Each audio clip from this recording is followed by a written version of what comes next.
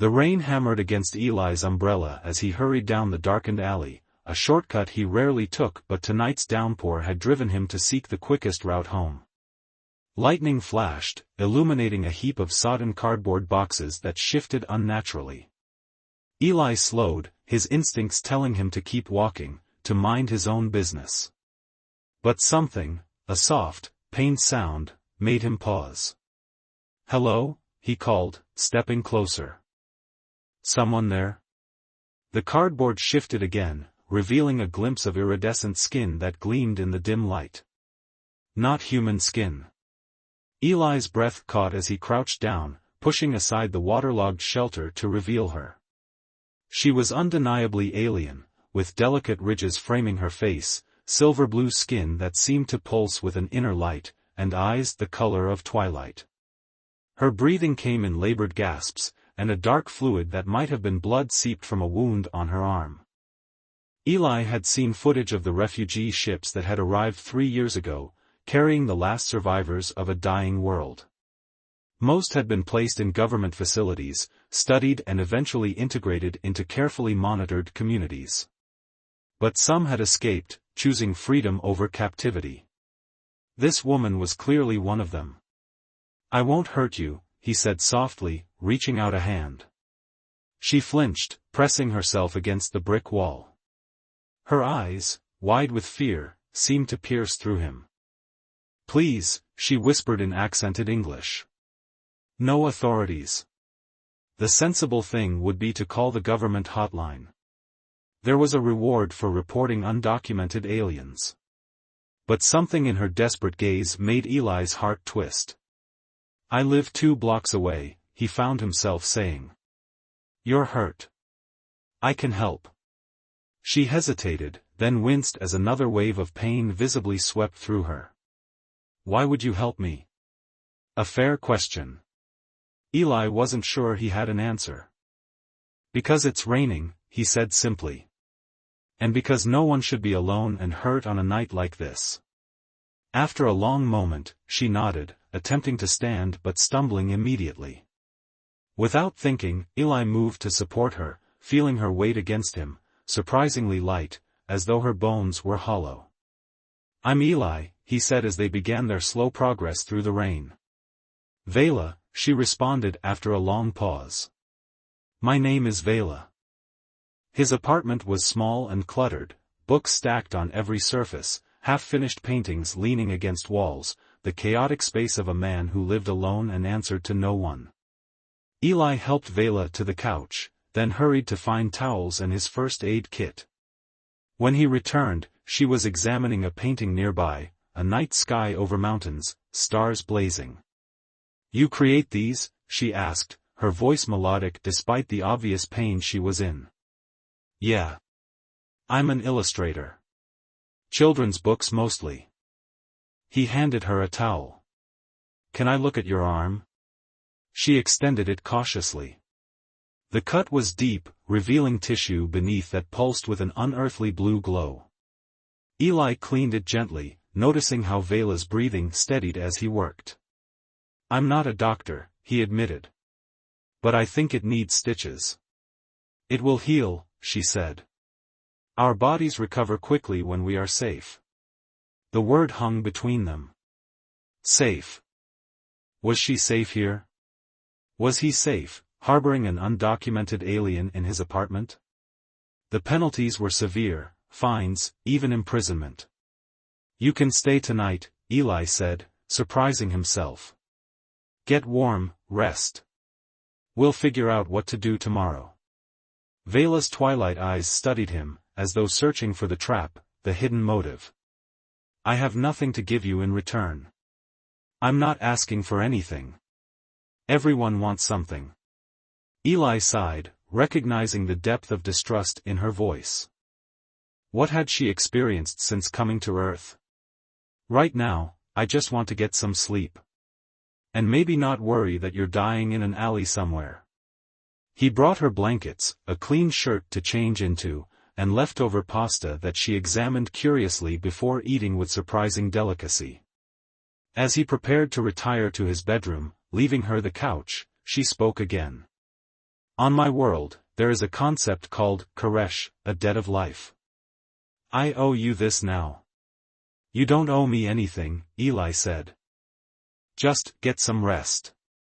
That night, Eli lay awake listening to the rain, wondering what madness had possessed him to bring a strange alien woman into his home. Yet beneath his anxiety was something else, an odd certainty that in helping Vela, he had somehow altered the course of his own life in ways he couldn't yet comprehend. Morning light filtered through Eli's thin curtains, casting a warm glow across his cluttered living room. He woke with a start, momentarily forgetting the events of the previous night until he heard a soft sound coming from his kitchen.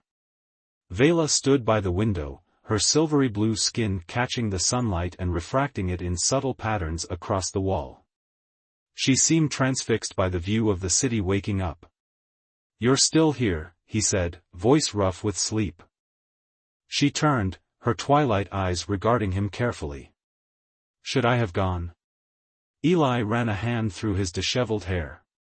"No, I just wasn't sure you'd stay." "I am still weak," she admitted, though her wound appeared significantly better than the night before. The edges had already sealed, leaving only a faint blue line where the deep gash had been. "And I have nowhere else." Eli moved to the kitchen, acutely aware of how she tensed slightly as he approached. He kept his movements slow and predictable as he started making coffee. "Are you hungry? I don't know what your people eat, but I've got eggs, cereal. We can consume most of what humans eat," she said. "Though some things affect us differently. Your caffeine, for instance, makes us very ill." "Good to know," he replied, sliding the second mug back into the cupboard. "No coffee for you then?" A ghost of a smile crossed her face. "No." As Eli prepared breakfast, Vela watched him with unabashed curiosity.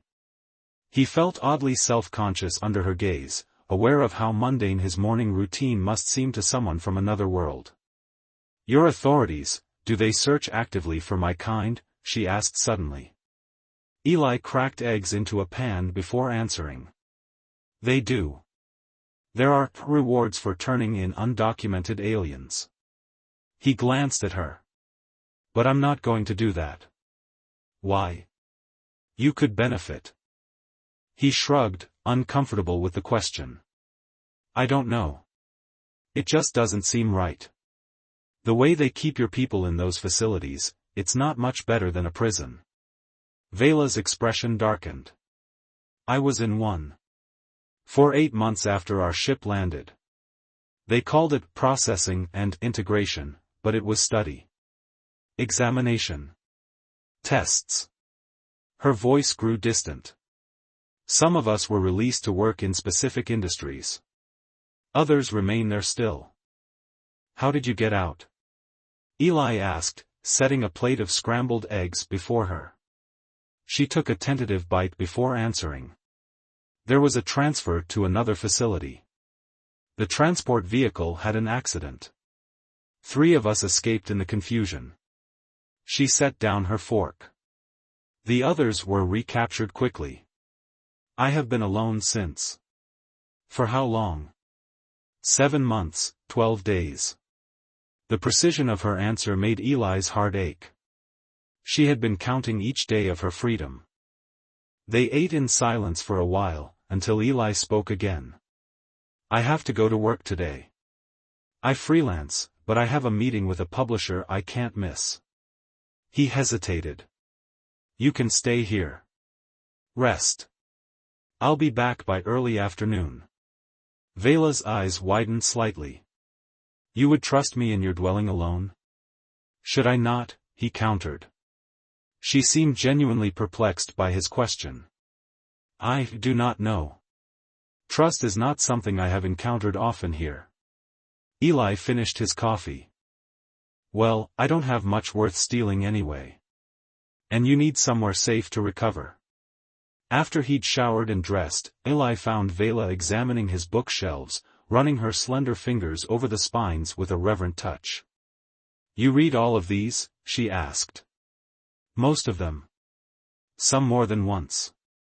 He pulled down a worn paperback. This one's my favorite.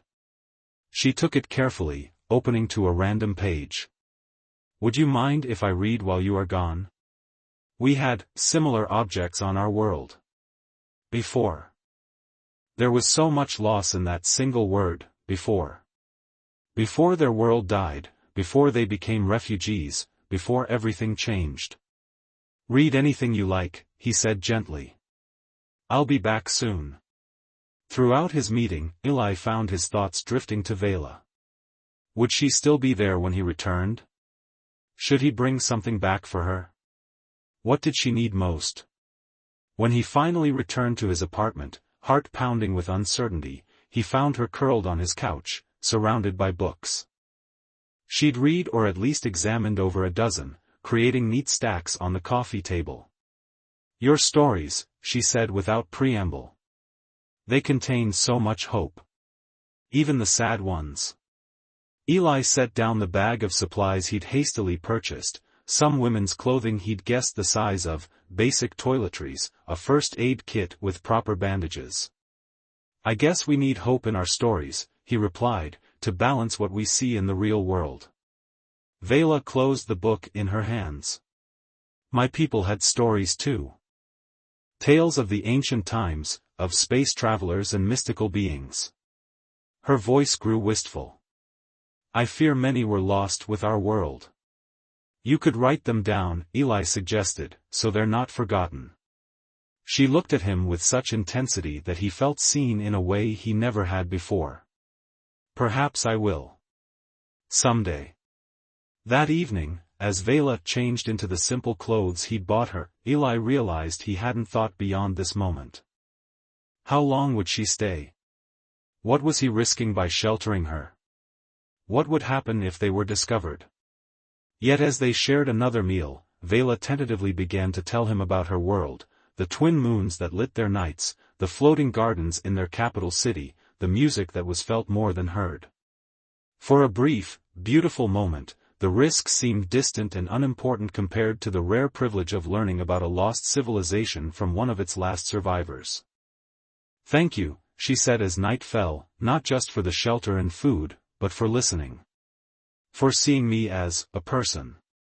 Not a specimen or a refugee or a problem. Eli felt something shift between them, the first fragile bridge of real trust spanning the vast differences of their origins. You are a person, he said simply. No matter what world you come from. That night, as Eli lay in bed listening to the soft sounds of Vela moving about in the living room, he realized that in opening his door to her, he had also opened something in himself that had been closed for too long, a willingness to connect, to care, to risk. Whatever came next, he knew with surprising certainty that he wouldn't regret it. 3 weeks had passed since Eli found Vela in the rain. What had begun as temporary shelter had evolved into something neither of them named but both felt shifting beneath the surface of their daily interactions. Eli's small apartment had transformed subtly with Vela's presence. Her touch was evident in the rearranged books, now organized by color rather than author, and in the strange, beautiful sketches that appeared alongside Eli's own artwork. She drew memories of her world, spiral buildings that caught the light of twin moons, creatures with translucent wings, landscapes Eli could barely comprehend. These are incredible, Eli said one evening, examining a drawing of what appeared to be a forest of crystalline trees. You never mentioned you were an artist. Vela looked up from the tablet where she was teaching herself Earth languages. On my world, we did not differentiate between those who create and those who do not. Creation was considered essential to existence. She joined him on the couch, closer than she would have dared weeks ago. I've been thinking of illustrating some of our stories, as you suggested. So they will not be lost. I could help, Eli offered. Maybe we could make a book together. Her twilight eyes lit with something like hope. I would like that. They worked side by side that night, her describing scenes from her world's mythology while Eli sketched rough compositions. Their hands brushed occasionally, and Eli noticed Vela no longer flinched at his touch. Instead, she seemed to linger, her cool fingers remaining against his warm ones a beat longer than necessary. The next day, necessity drove them from the safety of the apartment. Eli needed supplies for a new project, and Vela was desperate for fresh air after weeks of confinement. "We'll need to be careful," Eli said, helping Vela arrange a scarf to partially obscure her face. With her hood up and in the right light, she could almost pass for human, if no one looked too closely at her silvery blue skin and otherworldly eyes. They ventured to a small art supply store in a quiet part of town. Vela moved with nervous energy, her gaze darting to each person they passed. Eli stayed close, his hand occasionally touching the small of her back to guide her, a protective gesture that felt as natural as breathing. Inside the shop, Vela's anxiety gave way to wonder as she explored shelves of pigments and papers. "These are similar to what we used," she whispered, touching a set of watercolors. Though our colors shifted with the light. The shop owner, a middle-aged woman named Maggie, approached them with a friendly smile. "Finding everything okay?" "Yes, thanks," Eli replied, attempting to position himself between Maggie and Vela. But Maggie's artist's eye was too observant. She looked past Eli, her smile faltering as she noticed Vela's unusual features. Eli felt Vela tense beside him, ready to flee. To his surprise, Maggie's expression softened. She glanced at the door, then back at them. "The special papers are in the back room," she said quietly. "The ones that change with light. I think your friend might like to see them." She led them to a small storage area and closed the door behind them. "My sister married one of your people 2 years ago," she explained to Vela. "They had to leave the country to be together. I haven't seen her since." Vela's eyes widened. "There are unions between our kinds?" "Not officially recognized, but yes." Maggie's smile was sad. "Love finds a way, even between worlds." She pulled a box from a shelf. "These are special materials I've been saving. They respond to touch like some of your world's art supplies did, according to my sister. Please, take them." When they left the shop, laden with supplies Maggie had insisted on giving them, something had changed in Vela's demeanor. She walked taller, her eyes no longer scanning constantly for threats. "There are others like us," she said wonderingly. "Others who have found connections across differences." Eli's heart stuttered at the implication of us, the casual grouping of them together as something unified, connected. That night, as they experimented with the special materials, their artistic collaboration evolved into something more intimate. Vela guided Eli's hand across the reactive paper, showing him how the pressure and heat of his touch created different effects. Her body pressed against his back, her breath warm against his neck. "On my world," she murmured, "creation was often shared between those who had formed deep bonds. The joining of different energies produced the most beautiful results." Eli turned to face her, their faces inches apart. "And is that what we're doing? Creating something beautiful together?" Vela's hand rose to his face, her cool fingers tracing his cheekbone with wonder. "I believe we are, though I never expected to find such connection on this world." The kiss that followed was gentle, exploratory, a meeting of worlds both foreign and somehow familiar.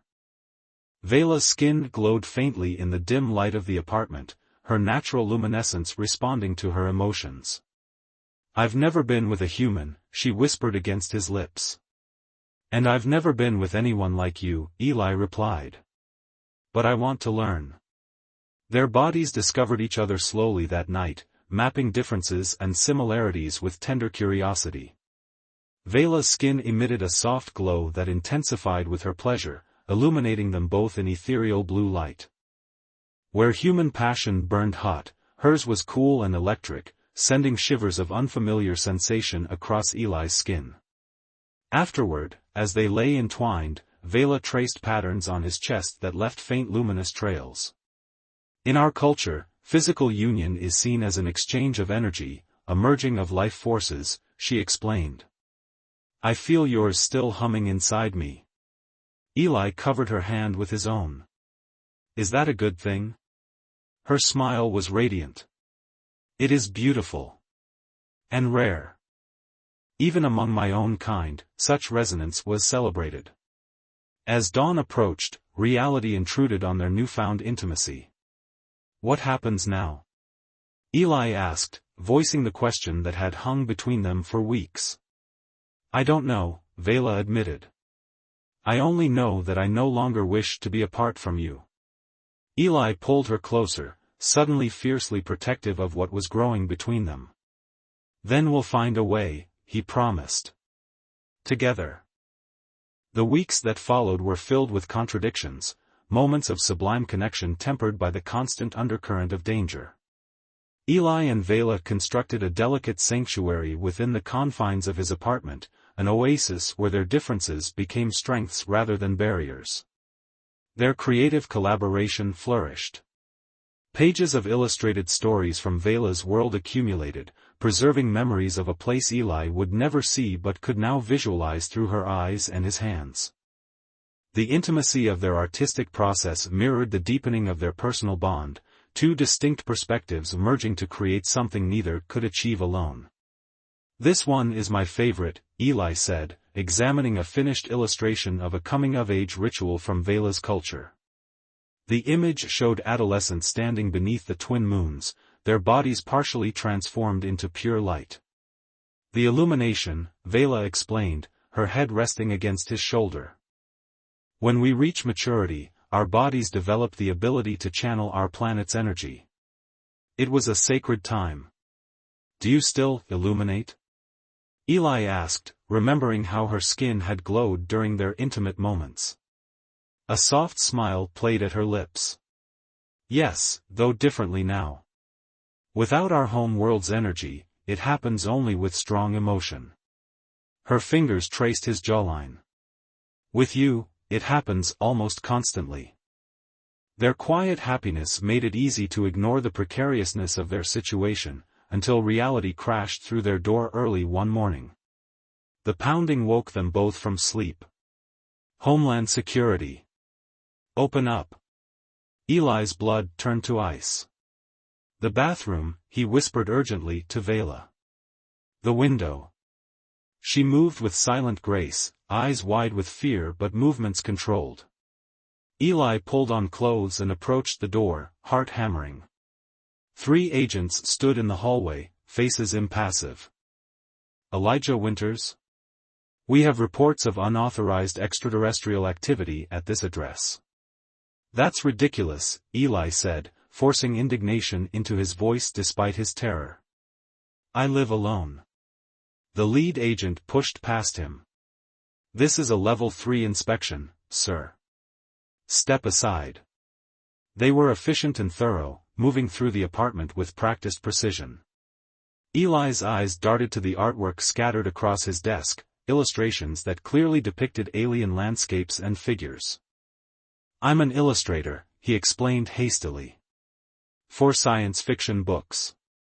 The agent examining the drawings paused. These are very detailed. Almost like first-hand accounts. I have a good imagination. The bathroom door remained closed. Eli prayed Vela had made it out the window, down the fire escape. But then he noticed the lead agent's attention fix on something near the couch, a long, silvery blue hair that caught the morning light with an unmistakable iridescence.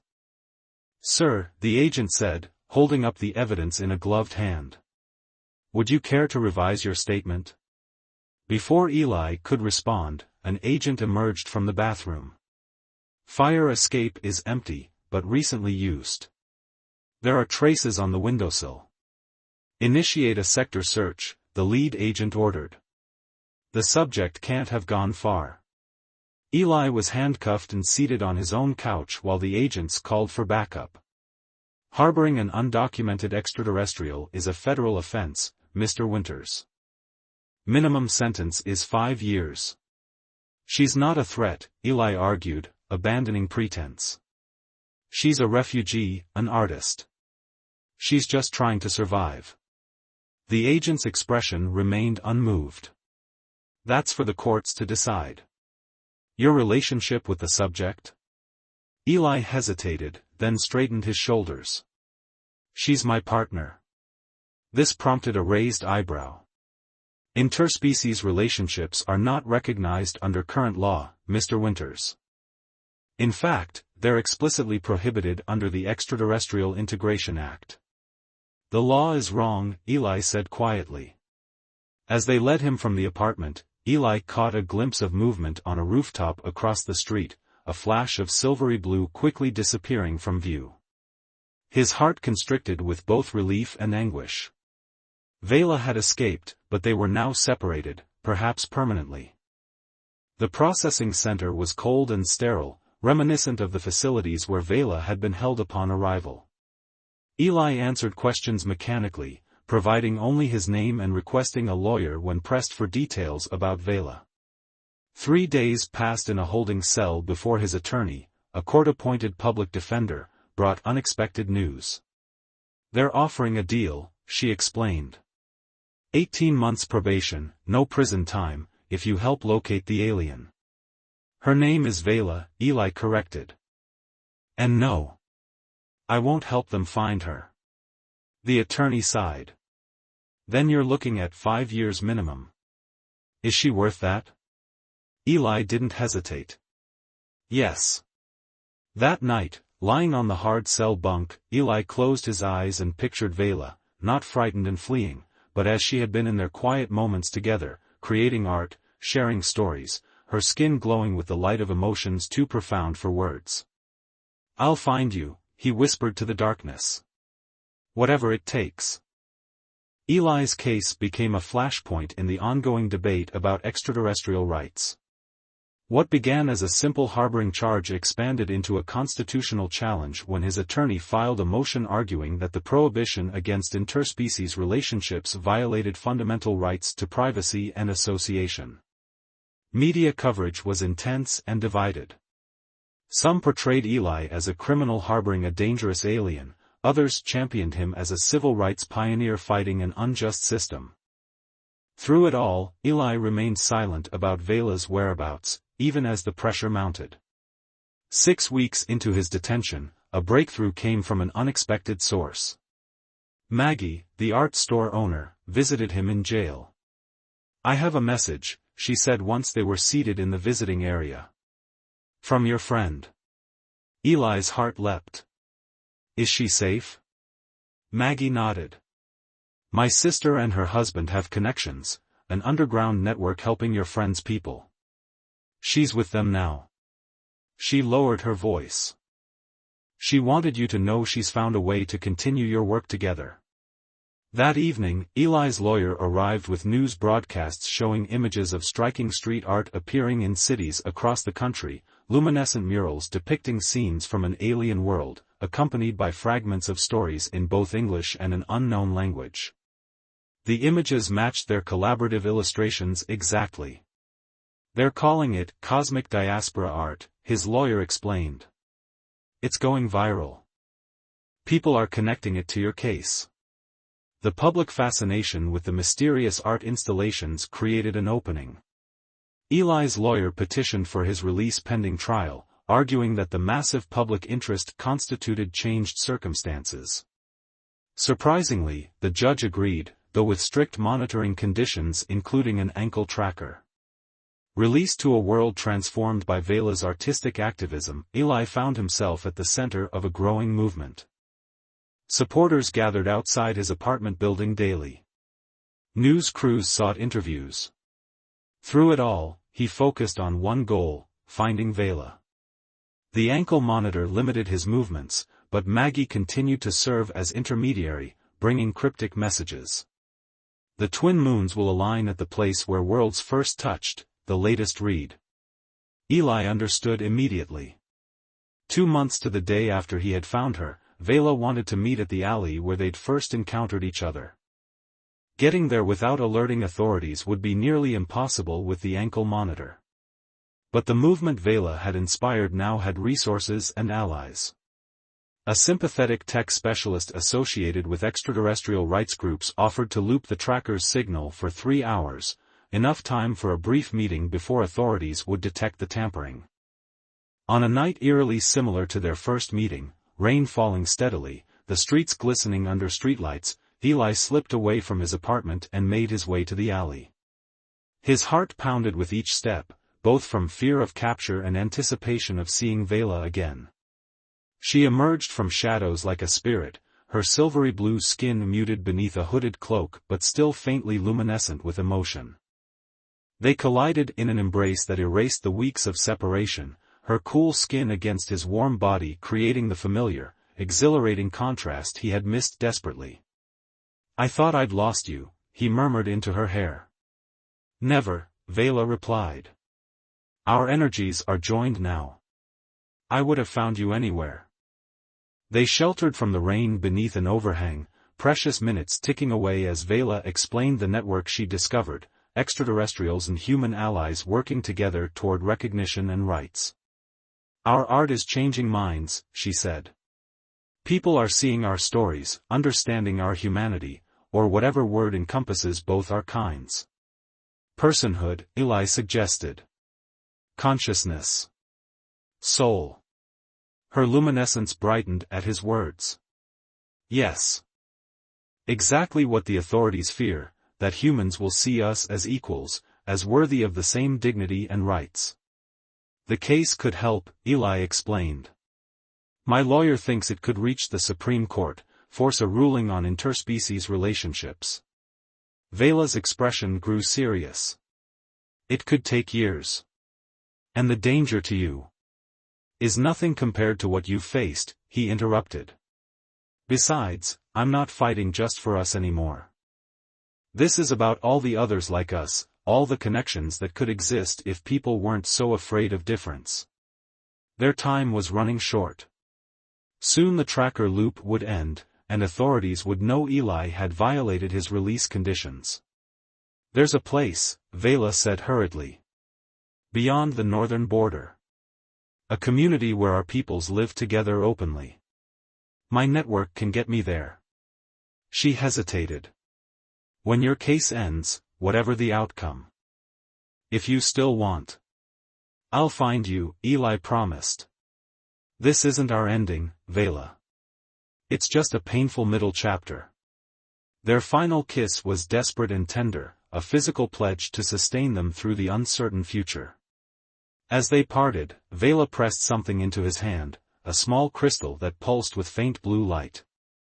"From my world," she explained. "It resonates with its bearer's life force. It will grow warmer when we are close again someday." The sound of approaching sirens forced them apart.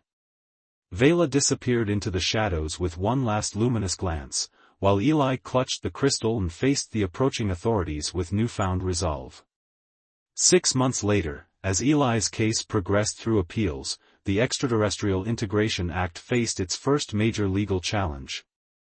Public opinion had shifted dramatically, fueled by the continuing appearance of the mysterious collaborative artwork and growing testimonials from humans and extraterrestrials whose lives had become intertwined. Eli's small apartment was now a war room for the legal and public relations battle. The crystal from Vela remained cool in his pocket, but its presence gave him strength on the hardest days. Their separation was a wound that never quite healed, but it had purpose now, a sacrifice that might create possibility for countless others.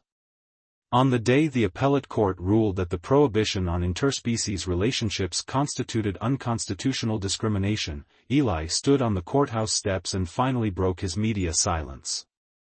"Love doesn't recognize the boundaries we create," he told the assembled reporters. "Not between countries, not between worlds. What Vela and I found together wasn't just an accident or curiosity, it was proof that connection transcends difference, that understanding is possible across any divide if we're brave enough to try." That night, as celebrations erupted across the country, Eli felt the crystal in his pocket grow suddenly warm. He pulled it out, watching in wonder as its blue glow intensified, pulsing in rhythm with his quickening heartbeat. A soft knock at his door revealed what the crystal had already told him. Vela stood in his doorway, no longer hiding, her luminescence visible even in the bright hallway. "The border is open for asylum seekers," she said, eyes shining with unshed tears. "The ruling triggered emergency reforms. I can stay, legally, while the final case proceeds."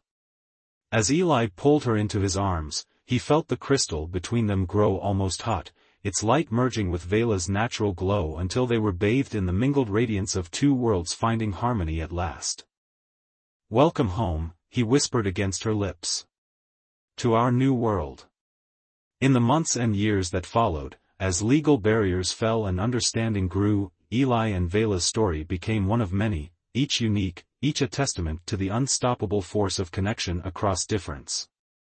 Their illustrated stories, once revolutionary street art, found their way into schools and libraries, teaching new generations that the universe's greatest gift was its diversity, and its greatest miracle was the bridges built between seemingly separate worlds.